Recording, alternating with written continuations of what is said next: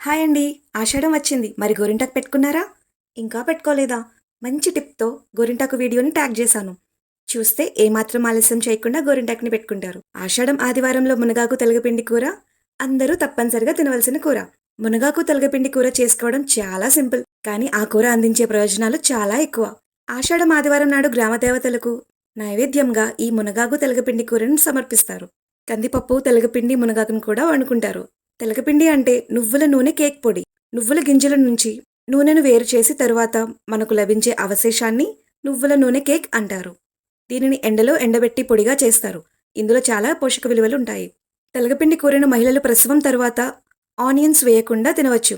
అలా తినడం వల్ల చాలా ఆరోగ్యంగా ఉంటారు. ఈ కూరలో మనం మునగ ఆకులను కూడా కలుపుతాము. ఇందులో చాలా పోషకాలున్నాయి.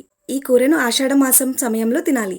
ఇది ఎటువంటి కాలానుగుణ వ్యాధులనైనా నివారించడానికి మరియు కాలానుగుణ మార్పులకు మన శరీరాన్ని సిద్ధం చేయడానికి ఉపయోగపడుతుంది. ఈ కూరని అన్నంలో, టిఫిన్స్‌లో, చపాతీ, పుల్కాలో తినవచ్చు. ఈ డిష్‌లో న్యూట్రియంట్స్, విటమిన్స్, మినరల్స్ పుష్కలంగా ఉన్నాయి. తెలగపిండి గట్ హెల్త్‌కి, డైజెషన్ ప్రాసెస్‌కి మంచిగా హెల్ప్ చేస్తుంది. మునగాకులో విటమిన్ ఏ, సి, ఈ, కాల్షియం, పొటాషియం, ప్రోటీన్స్ ఉన్నాయి. మంచి ఆహారాన్ని తీసుకోండి, ఆరోగ్యంగా ఉండండి. ఆషాఢం అంటేనే అందం, ఆరోగ్యం, భక్తి, శ్రద్ధ, మనసుకు ఆహ్లాదం.